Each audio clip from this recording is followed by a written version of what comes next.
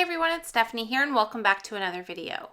Today we are going to be creating a card using the newest card kit.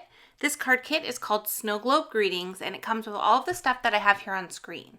So I have the tall snow globe dynamics. This is a snow globe shape and also has coordinating shaker pouches, so you can create some really cool shaker snow globes. There is a coordinating stamp set called Snow Globe Greetings, and what's cool about this stamp set is all of the sentiments are sized to fit on the bottom of the snow globe. So you'll be able to stamp any of these on there to create a finished look on your card. We also have the Mistletoe Kisses Dynamics, which features a single sprig of mistletoe that can be used on its own, or you can die cut multiples of it. There is a bunch of little berries that you can die cut, and we also have a little bow. And the great thing about this is it's also sized to fit with the snow globe, so you can create a really gorgeous look with mistletoe hanging down from inside the snow globe. There's also a bunch of cardstock, including reds, greens, some blues, browns, whites, and silver sparkle. So now that we've taken a closer look at everything that comes in the kit, let's go ahead and start to create our card. So I've die cut a bunch of elements already. I have 2 pieces of mistletoe cut from white cardstock. I have a bunch of berries also cut from white. I have 2 bows cut from white and 1 cut from the silver sparkle. I have the base cut from milk chocolate cardstock, and then I have 3 rectangles here, 2 of them cut from the craft and 1 from white. And what I'm going to be doing is I'm going to be using this larger one here, which measures 4 inches by 5 1/4, and I'm going to die cut the snow globe shape from the center of this. Once we have this die cut, we're going to be able to create our snow globe shaker since we have the window opening here, which is sized perfectly to fit with the shaker pouch.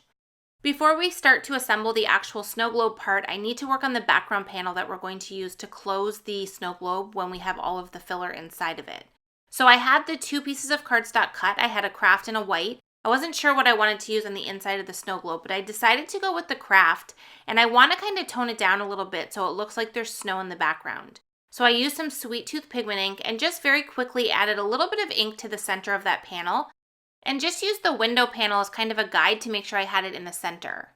Once I had that done, I'm going to let that dry because the pigment ink does take a little bit of time to dry, and now I'm assembling the shaker part. So to do this, you just want to add some 1/8" score tape on the back of the panel all the way around that snow globe shape, and then you just insert the pouch inside, and the little lip along the outside edge is going to attach that score tape. So now I have the shaker pouch in the panel, and we have the background piece that we're letting dry. So now we can work on coloring our mistletoe pieces so that they're ready to go on the inside of the snow globe.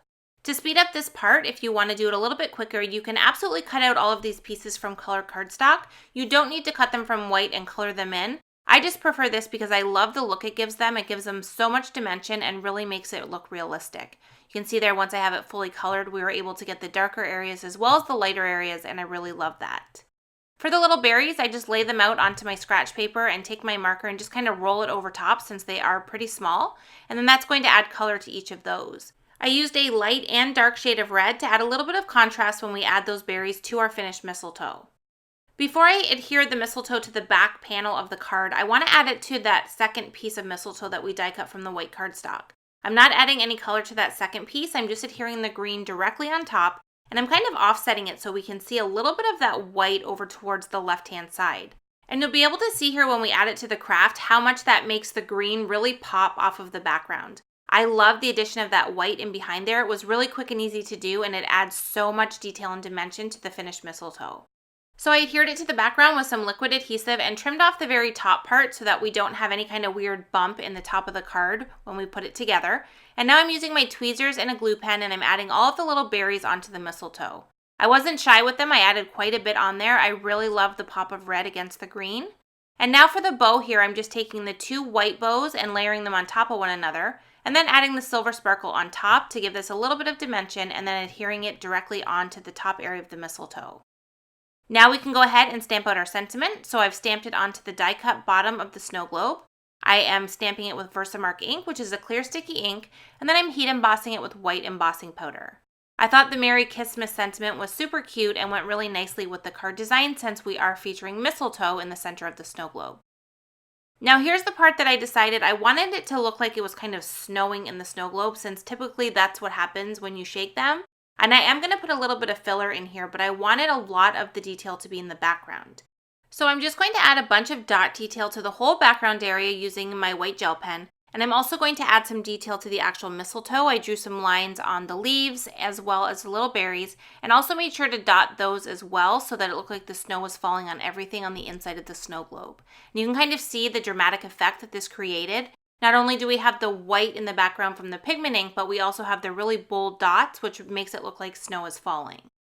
Now, I didn't want to just have that contained within the snow globe and then just have this stark craft base around it. So I decided to take the same white pigment ink and just very carefully go around the outside edge of the panel and add a little bit of white just to kind of soften those edges. And then I'm also going to take my gel pen once again and add a bunch of dots to the outside as well. So I'm just going to go around the snow globe and start to add dots. I don't have any specific pattern in mind. I do know that I don't want to have them as clustered as I do on the inside. I want to have them a little bit more sparse on the outside.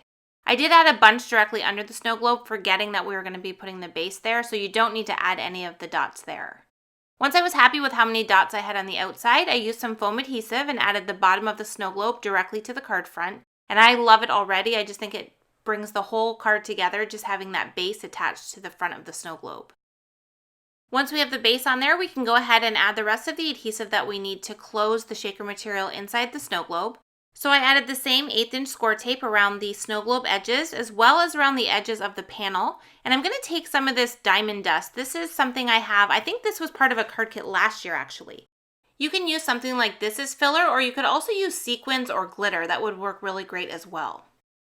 This stuff here I really like because it kind of sticks to the mistletoe once we start to shake it and really looks like it's snowing in there. So I put a bunch of it in there and then I flipped my mistletoe over and adhered it to the back of the panel. And because I had kind of figured out exactly where the center was on the panel, the mistletoe was perfectly lined up in the center of the snow globe. And now you can see that we have a finished card.